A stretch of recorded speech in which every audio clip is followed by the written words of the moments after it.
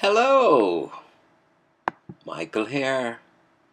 Looking today again at Psalms 47, specifically verse 1 to 3 for the exposition. This psalm, which is subtitled, God is King over all the earth. We're going to read then the first three verses.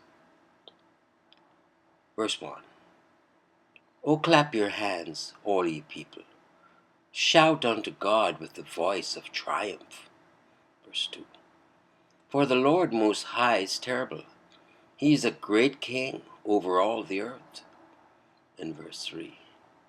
He shall subdue the people under us, and the nations under his feet. And so we turn to the Treasury of David with the exposition. It's written by Charles Spurgeon. Verse 1. Oh, clap your hands. The most natural and most enthusiastic tokens of exultation are to be used in view of the victories of the Lord and his universal reign.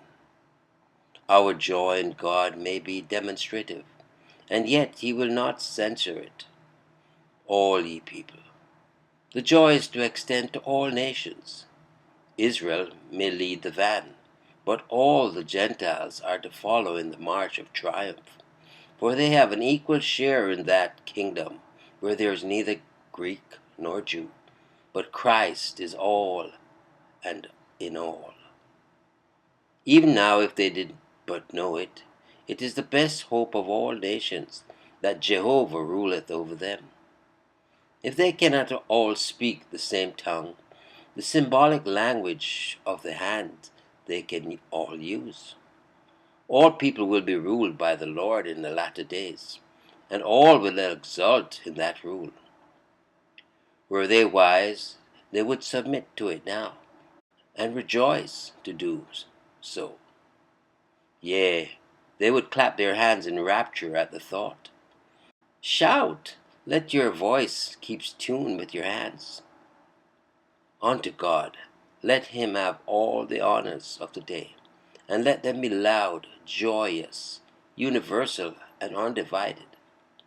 With the voice of triumph, with happy sounds, consonant with such splendid victories, so great a king, so excellent a rule, and such happy subjects. Many are human languages, and yet the nations may triumph as with one voice. Faith's view of God's government is full of transport. The prospect of the universal reign of the Prince of Peace is enough to make the tongue of the dumb sing.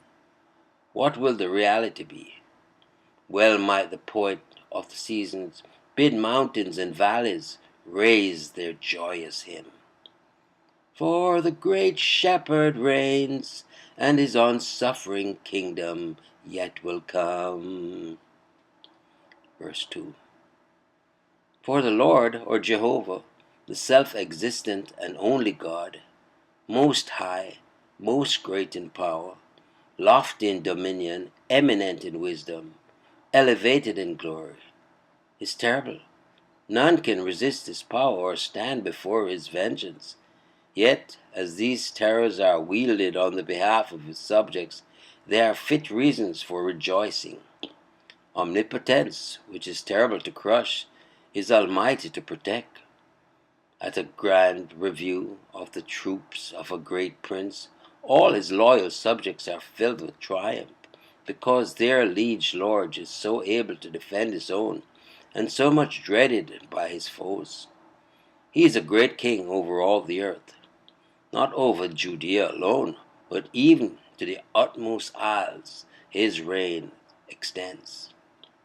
Our God is no local deity, no petty ruler of a tribe. In infinite majesty he rules the mightiest realm as absolute arbiter of destiny, sole monarch of all lands, King of kings, and Lord of lords.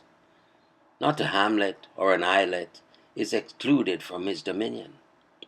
How glorious will that era be when this is seen and known of all, when in the person of Jesus all flesh shall behold the glory of the Lord. Verse 3. He with whom is infinite power shall subdue the people under us. The battle is not ours, but the Lord's. He will take his own time, but he will certainly achieve victory for his church. Truth and righteousness shall, through grace, climb to the ascendant. We wage no doubtful warfare. Hearts the most rebellious and wills the most stubborn shall submit to all conquering grace. All the Lord's people, whether Jews or Gentiles, may clap their hands at this, for God's victory will be theirs. But surely apostles, prophets, ministers, and those who suffer and labor the most may take the largest share in the joy. Idolatry, infidelity, superstition, we shall yet tread upon, as men tread down the stones of the street, and the nations under our feet. The church of God shall be the greatest of monarchies. Her victories shall be signal and decisive. Christ shall take to himself his great power and reign, and all the tribes of men shall own at once his glory and the glory of his people in him. How changed will be the position of affairs in the coming ages. The people of God have been under the feet of men in long, cruel persecutions and in daily contempt. But God will reverse the position, and the best in character shall be the first in honor. Quite a cupful here. Trust you enjoyed the meditation. Michael here declaring yet again, Jesus is Lord.